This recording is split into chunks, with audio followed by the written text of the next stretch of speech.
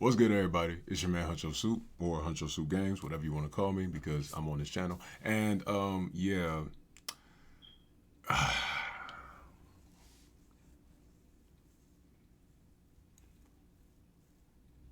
don't even know what to say to this. Like, first of all, let's just nip everything. Ironically, I'm watching. You know what I'm saying? Like the Spurs and Laker game, but I had to pause it because I wanted to make this video. Um, Laker fans. You know what? No, I'm gonna say Laker fans. Big emphasis on the quotes with Laker fans. Um, y'all are trash. Not all of you, but majority of you are just it's toxic. Like it's wow. So Nina Westbrook, if you haven't been paying attention, is Russell Westbrook's wife.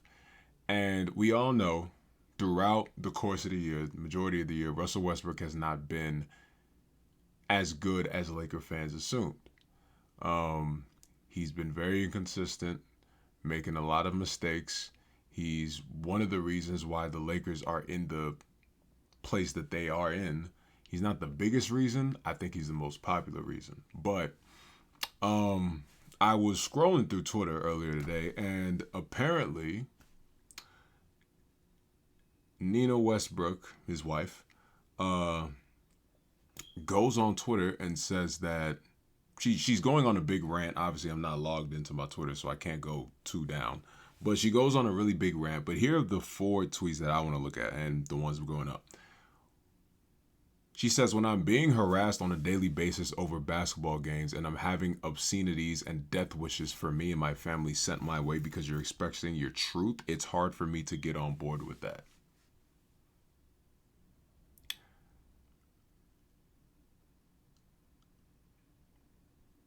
Really? And then people get confused when I be like, it's basketball. It's not that serious. You can be a fan of a team, but doing something like that, it's not that serious. What is wrong with y'all? You know what?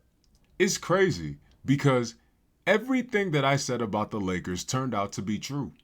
Before the season, I said if they start off with like a 10-9 or a 20 and 17 record or something like that, two people are going to be to blame. Russell Westbrook or Frank Vogel. Turns out both of them were to blame.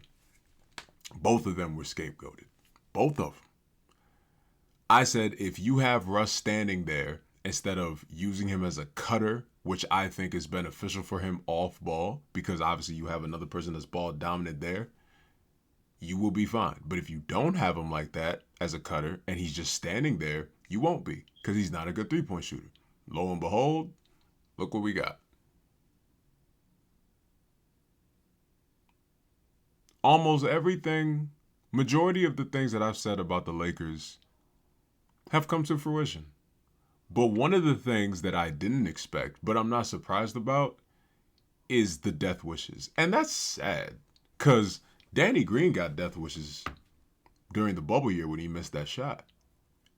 And it's crazy because I ain't never, and don't quote me on it because obviously I don't know. I ain't never heard of no OKC fans sending death threats.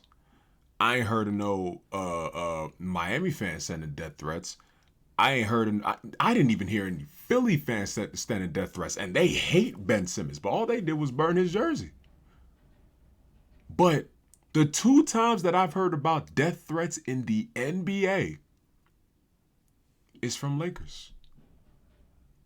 Danny Green, and now Russell Westbrook. Really? That's how serious y'all are gonna y'all. That's how serious you're taking being a fan of a team. You want to send death threats. That's how serious y'all are. Let me. My career is focused around encouraging and supporting others in living in their truth, finding their voice, and finding their peace. This is actually what I'm doing. My behavior aligns with someone who is speaking the truth. I don't do the things that I do to receive attention, to get clicks, or for show. This is not a game to me. Basketball is a game. This is my life, my children's lives, my family's lives. Shaming anyone for any reason is never the answer. As far as my husband goes, he is his own person. I don't need to defend him. I love and support him through all of the unwarranted hate and negativity that he receives. I speak up and share my experience and knowledge for those who do not have a voice. My hope is that the amazing and talented players that come after him don't have to be subjected to this type of shaming, name calling, public scrutiny for playing the game that they love. I'm not gonna go in the comment section because I already did. Some people in the comment section of this tweet, of the tweet that says when she's being harassed and having death wishes, some of them are saying it's the internet. You don't like it, get off. I'm sorry, I didn't know the internet was a place to go to do death threats. I thought the internet was a place to socialize, to share your experiences throughout your life, to connect with people. I had no idea that social media was used to send death threats to people. And you know how I know, hold on. You know how I know that people are what's it called? Are saying a lot of bullshit in those comments is because of this right here. The retweets and the quote tweets. You already know people are saying some bullshit right there. Whenever you have something like this type of disparity, if you have a tweet and it has these amount of likes and those amount of little retweets, it's like, all right, you speaking the truth. But when it comes to like this, it's like, nah, this is controversial. And you know the trolls are going to be in there. But this video will not be edited. There's no, there ain't going to be no nothing. It's straight how I feel. I care about players' mental health. I care about how, obviously I care about how they perform. But if you don't have if you're mentally not there, you're not going to perform. So the reports that are coming out of Russell Westbrook and the tension between the Lakers and I feel like it's warranted now. Because now it's going to his family. Because not only is there probably tension between him and the coaches and the staff and whatever within the organization, but now there's tension with fans. And now you're sending death threats to his family. Why would a player want to come back to that? And I understand it's like, okay, play better. Easier said than done. I said this when Russell Westbrook got traded to the Lakers. He was in a lose-lose situation to begin with. He was. And y'all are going to say that, no, we gave him a chance. He messed it up. It's 60 plus games into the season and he's still making the same.